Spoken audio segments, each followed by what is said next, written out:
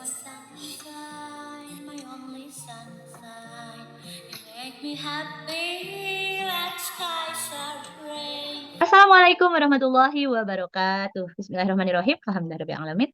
Allahumma shalli ala sayyidina Muhammad wa ala alihi washabbihi wasallim. Rabbi shrah li sadri wa yassir li amri wahlul 'uqdatam min lisani yafqahu qawli.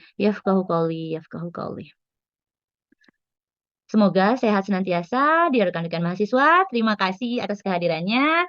Mari kita lanjutkan rangkuman agar menjadi pemanasan untuk persiapan diskusi pada tutorial webinar. Saat ini bersama saya Sri Yusriani Sarah. Saat ini pukul 8 jelang malam di Greensdale, Denmark. Baiklah, ini saya buka PPT materi utama inisiasi bahan ajar pada minggu kedua ini dari Dr. Munci Gunarto. Mengenai membangun visi misi organisasi. Beginilah strategi manajemen model. Sebagaimana kita ketahui, ada strategi formulation, ada strategi implementation, dan ada strategi evaluation. Jadi nanti supaya kita lebih mendalami lagi dalam memahami materi ini, pada tugas 1, tugas 2, dan tugas 3, biasanya kita akan diberikan tugas bagaimana kita menganalisis strategi formulation, strategi implementation, strategi evaluation dari organisasi atau perusahaan pilihan atau sejalan dengan pengalaman kita di tempat kita berkarya. Secara klasik, dan mungkin di setiap perusahaan kita ada pengembangan lagi dari ketiga hal ini. Namun secara umumnya, globally, langkah yang 3 ini senantiasa diterapkan oleh organisasi atau perusahaan. Yaitu ada saatnya yang pertama adalah perumusan strategi, kemudian dalam proses perjalanannya ada implementasi strategi, dan selalu ada di setiap tahapan evaluasi strategi. Formulasi strategi merupakan pengembangan visi dan misi perusahaan. Jadi, formulasi strategi adalah mengidentifikasi peluang dan ancaman eksternal perusahaan, menentukan kekuatan dan kelemahan internal, kemudian menetapkan tujuan jangka panjang, merumuskan alternatif strategi, dan memilih strategi tertentu yang akan dilaksanakan. Kemudian, formulasi strategi juga merupakan proses pembuatan rencana jangka panjang untuk dapat secara efektif merespons peluang dan ancaman dari lingkungan berdasarkan kekuatan dan kelemahan korporasi, terdiri dari misi, tujuan, strategi, dan kebijakan. Biasanya kita membahas analisisnya menggunakan analisis SWOT.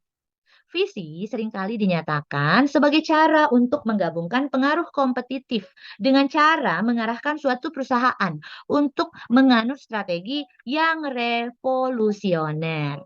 Jadi tentunya dari suatu perusahaan, kemudian kita mengadakan komparasi dengan perusahaan yang lain, tentunya memiliki strategi yang berbeda. Apalagi ketika adanya perbedaan dari sisi demografi, dari sisi jenis industri, seperti itu. Bagaimana kita lebih memahami mengenai visi dan misi, bahwa misi organisasi merupakan pernyataan tujuan jangka panjang, long term, yang membedakan satu perusahaan dengan perusahaan sejenis lainnya. Jadi pernyataan misi mengidentifikasi cakupan operasi perusahaan dalam definisi produk dan pasar. Jika visi menjawab pertanyaan, ingin menjadi apakah kita, maka misi harus menjawab pertanyaan, apakah bisnis kita?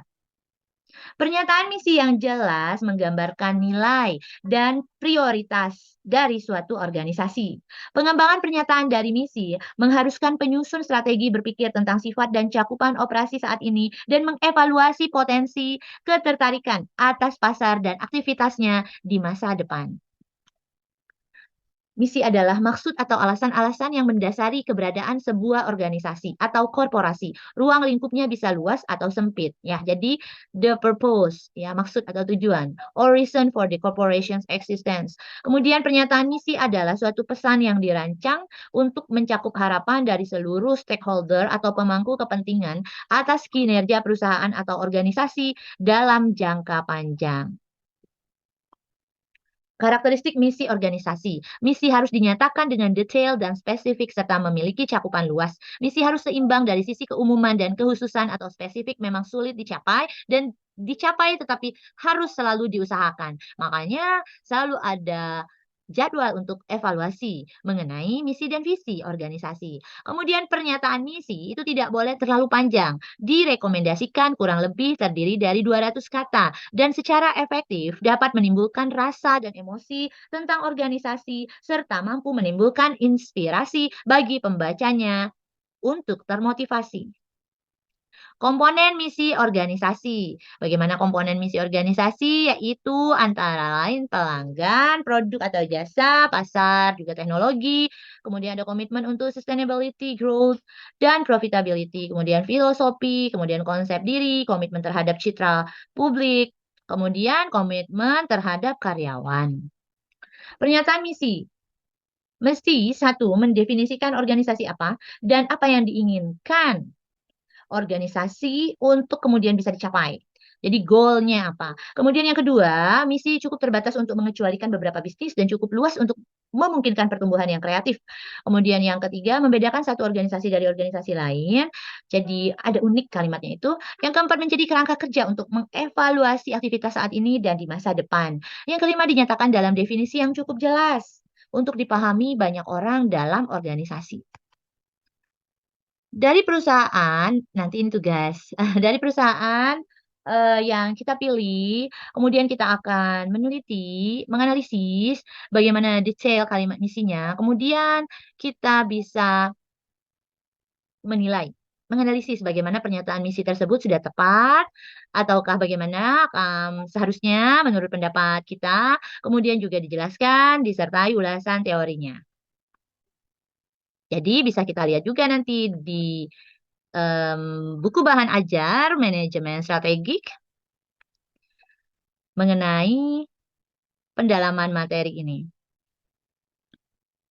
Ada beberapa hal lainnya, misalnya, ketika kita membahas satu perusahaan sebutlah misalnya ya untuk implementasi, penjelasan dari materi ini. Misalkan ada perusahaan, sebut saja perusahaan air minum di Indonesia.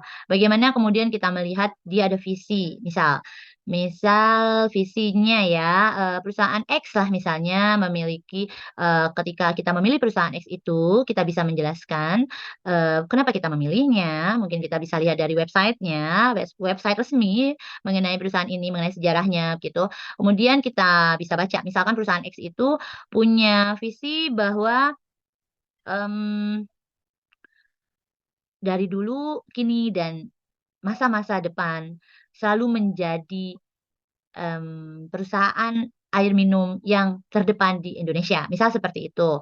Kemudian dia punya misi, melakukan program untuk menyehatkan konsumen Indonesia, misal seperti itu.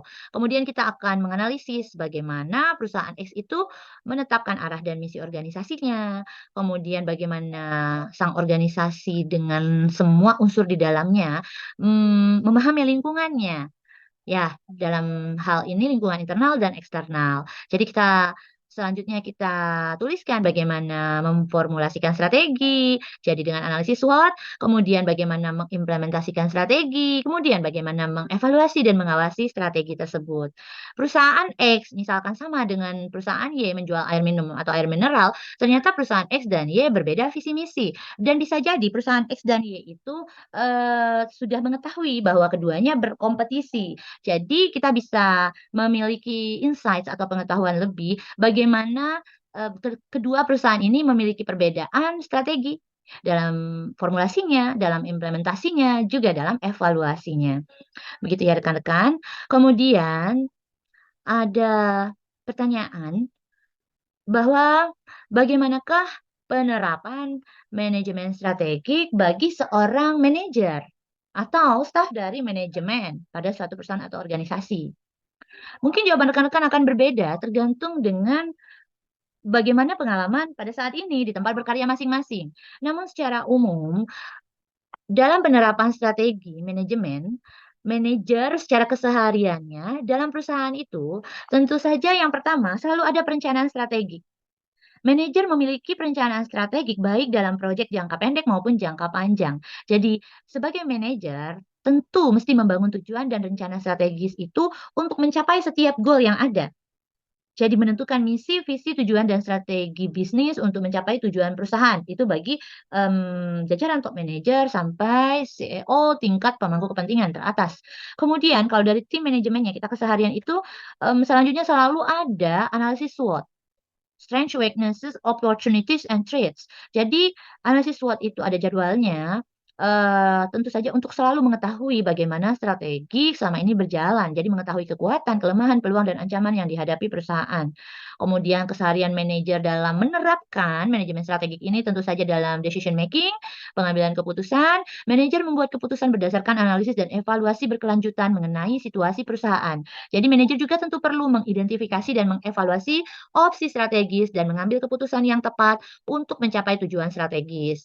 Kemudian manajer juga secara implementasi strategi, merumuskan strategi, memastikan bahwa strategi yang diimplementasikan itu ternyata efektif dalam organisasi kita melalui pengalokasian sumber daya yang tepat dan pengorganisasian tugas dan tanggung jawab. Kemudian manajer juga keseharian itu ada tugas memantau dan evaluasi. Manajer dalam arti memantau dan mengevaluasi kinerja ini biasanya tentu saja menggunakan software yang ada di organisasi dan ini terjadi secara berkelanjutan.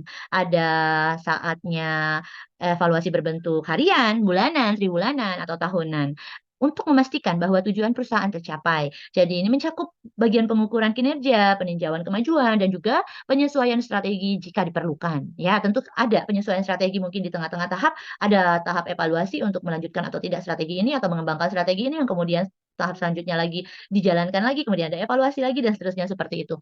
Kemudian manajer juga senantiasa punya tugas keseharian memanage waktu, manajer jadi mengatur waktu, para bawahan atau junior dengan efisien untuk memastikan bahwa tentu saja semua produktif, semua aspek strategi perusahaan dikelola dengan baik, dan termasuklah perencanaan, pendelegasian tugas, penetapan prioritas apa saja tugas dan goal yang terlebih dahulu akan dicapai, serta pengaturan waktu untuk menyelesaikan tugas dengan efektif. Jadi ada deadline-nya. Kemudian manajer tentu saja dalam implementasi mempelajari manajemen strategik ini senantiasa untuk memajukan, bagaimana lebih bisa berkomunikasi dalam me-manage segala sesuatu tugasnya di perusahaan, juga dalam berkolaborasi. Jadi manajer memastikan bahwa informasi strategis disampaikan dan dimengerti oleh semua anggota tim dan harus mempromosikan kolaborasi antar departemen dan tim untuk tentunya mencapai tujuan bersama, yaitu kemajuan organisasi. Kemudian manajer ketika makin mendalami manajemen strategik, maka manajer juga secara implementasinya dalam perusahaan atau organisasi, manajer bisa lebih handal dalam manajemen risiko. Jadi manajer perlu senantiasa mengidentifikasi, menilai, dan mengelola risiko yang mungkin memengaruhi pencapaian tujuan strategis perusahaan dan itu adalah keahlian yang makin berkembang. Jadi untuk mengembangkan mitigasi risiko diperlukan pendalaman lebih baik lagi dalam hal manajemen strategi. Kemudian manajer juga tentu bisa mengembangkan pembelajaran diri dan makin empati dengan lingkungan kerja. Jadi pembelajaran dan pengembangan berkelanjutan ini dapat memastikan bahwa mereka dan tim manajemen senantiasa memiliki keterampilan dan pengetahuan yang diperlukan, yang senantiasa berkembang, yang selalu dari hari ke hari itu, skill-nya bertambah untuk melaksanakan strategi perusahaan dengan sukses. Kemudian tentu saja manajer akan meningkatkan keahlian dalam kepemimpinan dan motivasi. Baiklah itu saja dulu dari saya dalam sesi yang kedua ini, semoga bermanfaat. Dan maaf lahir batin atas segala sesuatu yang kurang berkenan. Selamat belajar, semangat berkarya, dan semoga senantiasa Happy like berprestasi. skies are gray. Saya Sri Yusriani Never Sara. know what Wassalamualaikum we're warahmatullahi about to wabarakatuh. Sehat selalu. learn. Can't take my sunshine away. My sunshine, my only sunshine. You make me happy